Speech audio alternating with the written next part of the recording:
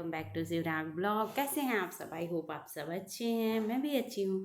और आज मैं आपके लिए लेके आई हूँ बहुत ही इम्पोर्टेंट वीडियो।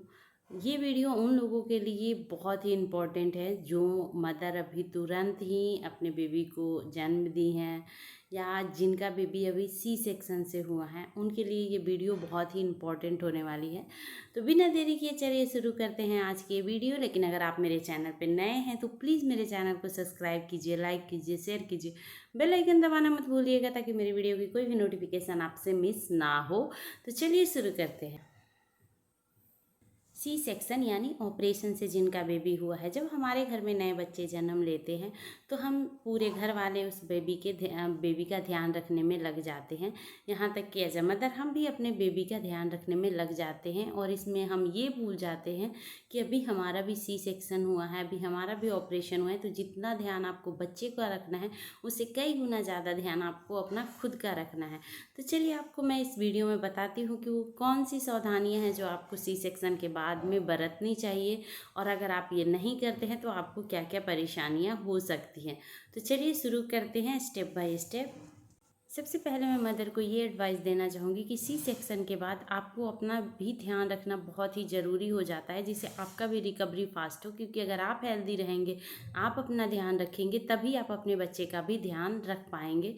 तो मेरा जो वीडियो है इसका मेन मोटिव यही है कि बच्चे के साथ साथ आप अपना भी ध्यान बहुत अच्छे से रखिए ताकि आपकी रिकवरी फास्ट हो जाए और आप अपने बच्चे पे पूरा ध्यान दे सकें। सेक्शन के बाद जो बाहर के स्टिचेस होते हैं उसे हील होने में 40 डेज़ लगते हैं, और जो इंटरनल स्टिचेस होते हैं उन्हें हील होने में 3 मंथ से ज़्यादा लग जाते हैं। कभी कभी आप भी फील करते होंगे कि 40 डेज के बाद भी आपके स्टिचेस पे आपको दर्द होता है। तो इसका मतलब यही होता है कि जो अंदर के स्टिचेस होते हैं उसे हील होने में बाहर के स्टिचेस के अकॉर्डिंग बहुत ज़्यादा टाइम लगता है। बहुत ज़्यादा मतलब 3 मंथ से ऊपर भी लग जाता है। तो आपको इस चीज़ का ध्यान रखना है और आपको ये पता होना चाहिए। क्योंकि कभी कभी क्या होता है, हमें लगता है 40 डेज़ में बाहर का सब ठीक है, कोई इन्फेक्शन नहीं है, कोई दिक्कत नहीं है, तो हम क्या करते हैं अपना ध्यान रखना अवॉइड करने लगते हैं। लेकिन हमें ये नहीं करना है, हमें अपना प्रॉपर ध्यान रखना है। चलिए करते हैं फर्स्ट पॉइंट की। फर्स्ट पॉइंट ये है कि जब आपके सी सेक्शन हुए हैं तो आपको यूरिन पास करने में अगर प्रॉब्लम हो रही है तो आपको अपने डॉक्टर से दिखाना चाहिए। अगर आपको लग रहा है कि इन्फेक्शन है, आपके यूरिन रुक रुक के आ रहे हैं, आपको यूरिन पास करने में दिक्कत हो रही है, तो आप अपने डॉक्टर से एक बार ज़रूर मिलें। अब बात करते हैं क्या ऐसा काम है जो हमें सी सेक्शन के बाद नहीं करना चाहिए। फर्स्ट है कि आपको आगे की तरफ कब नहीं झुकना है। आपको 6 मंथ तक आगे की तरफ झुकना अवॉइड करना है। अगर आप आगे की तरफ झुकते हैं तो आपके स्टिचेस पे प्रेशर पड़ता है। इससे क्या होगा कि स्टिचेस खुल सकते हैं, आपको प्रॉब्लम आ सकती है, आपको दर्द फील होगा। अगर आप आगे की तरफ झुकती है तो आपके बैक पेन भी ज़्यादा होने की संभावना होती है। तो आप 40 दिन तक आप आगे की ओर झुकना अवॉइड करें। नेक्स्ट पॉइंट है, आपको जब भी ऐसा फील हो रहा है कि आपको यूरिन आ रहा है तो आपको रोकना नहीं है, आपको जाके यूरिन पास करना है। क्योंकि अगर आप यूरिन रोकते हैं तो आपके ब्लैडर पे प्रेशर आएगा। जब ब्लैडर पे प्रेशर आएगा तो आपके स्टिचेस पे प्रेशर आएंगे, और स्टिचेस पे प्रेशर आएंगे तो स्टिचेस खुलने के चांसेस होते हैं। तो आपको जब भी ऐसा लगे कि आपको यूरिन आ रहा है तो आप जाके यूरिन पास कीजिए, इसमें आपको डिले नहीं करना है। नेक्स्ट पॉइंट है, आपको हैवी वेट नहीं उठाना है। आपको उतना ही वेट उठाना है जैसे आप अपने बेबी को उठा सकते हैं, उसे फीड करवा सकते हैं 40 दिन तक। इससे ज़्यादा वेट आपको नहीं उठाना है, क्योंकि हैवी वेट उठाएंगे तो आपके स्टिचेस पे प्रेशर आ सकते हैं और यहाँ पे भी स्टिचेस खुलने के चांसेस होते हैं। तो आपको बस अब बेबी का 40 डेज तक ध्यान रखना है। इससे ज़्यादा आपको कोई भी हैवी वेट नहीं उठाना है। ध्यान रखना है कि आपको कॉन्स्टिपेशन ना हो, क्योंकि अगर आपको कॉन्स्टिपेशन होगा तो आपकी स्टिचेस पे प्रेशर पड़ेंगे, जिससे भी स्टिचेस खुलने के बहुत ज़्यादा चांसेस होते हैं। तो आप ध्यान रखें कि आपको कॉन्स्टिपेशन की प्रॉब्लम ना हो। इसलिए आप अपनी बॉडी को खूब हाइड्रेटेड रखिए, खूब पानी पीजिए ताकि आपको कोई कॉन्स्टिपेशन की प्रॉब्लम ना हो। तो इस चीज़ को भी आपको ध्यान रखना है।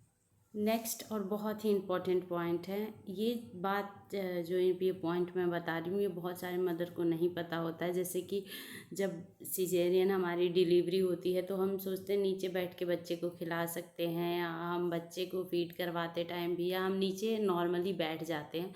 तो हमें ये अवॉइड करना है नीचे बैठना, क्योंकि जब हम फिर उठते हैं तो हमें उठने में प्रॉब्लम होती है, हमारे स्टिचेस पे प्रेशर बनता है। तो कम से कम 2 वीक तक हमें नीचे बैठना अवॉइड करना है, वॉक करना अवॉइड करना है। जितना हो सके आप इस टाइम पे रेस्ट करें, ये बहुत ही अच्छा रहता है आपके रिकवरी के लिए। आप कभी लेटे रहते हैं, लेटने के बाद अचानक से उठते हैं तो उस टाइम भी आपके स्टिचेस पे बहुत ज़्यादा प्रेशर बनता है। तो आपको इस टाइम पे जो आपको डॉक्टर ने बेल्ट एडवाइज की है वो बेल्ट आप लगाइए, पोस्ट डिलीवरी जो बेल्ट आती है वो आप लगाइए। और आप क्या है इस टाइम पे बहुत ज़्यादा रेस्ट कीजिए, ताकि आपकी जो रिकवरी हो वो फास्ट हो और आपके स्टिचेस बहुत ही आसानी से हील हो जाए, आपको कोई इन्फेक्शन कोई प्रॉब्लम ना फेस करना पड़े। तो इस चीज़ का ध्यान रखें। नेक्स्ट पॉइंट है कि हमें खांसी जुकाम सर्दी ना हो, इस चीज़ का हमें ध्यान रखना है। तो हमें ठंडी चीज़ें अवॉइड करनी चाहिए इस टाइम पे, क्योंकि जब हम छींकते या खांसते हैं तो हमारे स्टिचेस पे प्रॉब्लम प्रेशर बनता है, जिससे हमें प्रॉब्लम फेस करनी पड़ सकती है। तो इस टाइम पे आप ठंडी चीज़ें खाना अवॉइड करें, या आपको जिससे लगता है कि आपको सर्दी या खांसी जुकाम हो सकती है, या ये फ्रूट खाने से आपको प्रॉब्लम होती है, तो वो चीज़ आप कम से कम 2 वीक तक अवॉइड करें।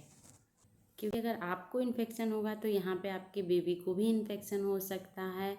तो बेबी इस टाइम पे बहुत छोटा रहेगा, तो इस टाइम पे आपको खुद का भी ध्यान रखना ज़रूरी होता है और अपने बेबी का भी ध्यान रखना ज़रूरी होता है। तो यहाँ पे आप अपने सर्दी जुकाम खांसी आपको ना हो, इसके लिए आप थोड़ा इस पे ध्यान रखिए, ठंडी चीज़ें अवॉइड करें, वो फ्रूट जो एलर्जियाँ होती है जिससे आपको खांसी जुकाम होता है उसे आप अवॉइड करें। अगर आपको लगता है कि आपके जो स्टिचेस हैं उसमें रेडनेस हो गई है, उसमें पल्स आ रहे हैं, उसमें इन्फेक्शन हो गया है, तो आपको तुरंत अपने डॉक्टर से जाके मिलना चाहिए। आपको बिल्कुल भी देर नहीं करनी चाहिए। तो अगर आपको ऐसा लगता है कि आपके स्टिचेस में इन्फेक्शन हो गए, क्योंकि कभी कभी हमें देखने को मिलता है कि अगर आपने ध्यान नहीं रखा है अच्छे से, या किसी और भी रीज़न से इन्फेक्शन होने के चांसेस होते हैं, तो आपको इसे तुरंत जाके डॉक्टर को दिखाना चाहिए। नेक्स्ट पॉइंट है, हमें 2 मंथ तक बिल्कुल भी स्ट्रेस नहीं लेना चाहिए, क्योंकि हम अगर स्ट्रेस लेते हैं तो हमारे बच्चे पे इसका सीधा इफ़ेक्ट पड़ता है।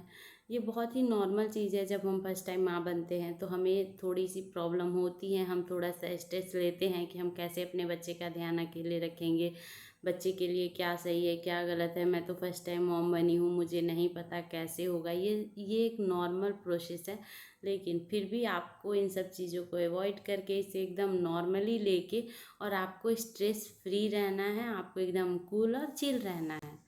नेक्स्ट पॉइंट है, सीढ़ियाँ चढ़ना अवॉइड करना है हमें। वैसे तो हम डिलीवरी के 3 वीक के बाद सीढ़ियाँ चढ़ सकते हैं, लेकिन जब ज़रूरत हो तभी सीढ़ियाँ चढ़े, वरना सीढ़ियाँ चढ़ना आप अवॉइड करें, क्योंकि ज़्यादा सीढ़ियाँ चढ़ने से भी प्रेशर आ सकता है। और जब ज़रूरत नहीं है तो आप सीढ़ियाँ ना चढ़ें, सीढ़ियों को चढ़ना अवॉइड करें। नेक्स्ट और इम्पोर्टेंट पॉइंट है, 2 वीक तक हमारे जो टाँके जहाँ पे स्टिचेस लगे हुए हैं वहाँ पे पानी ना जाए, इसका आपको ध्यान रखना है। क्योंकि अगर वहाँ पे पानी जाएगा तो आपके टाँकों के पकने के चांस होते हैं।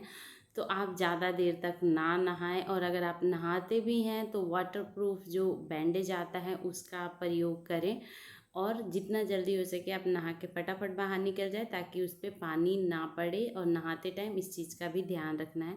आई होप गाइज ये मेरी जो वीडियो है वो आपके लिए हेल्पफुल रही होगी, और यही सारी बातें हैं जो आपको ध्यान रखना है सिजेरियन के बाद, ऑपरेशन के बाद।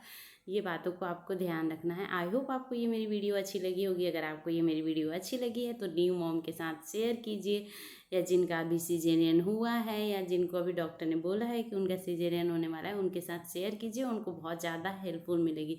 तब तक के लिए thanks for watching, bye bye.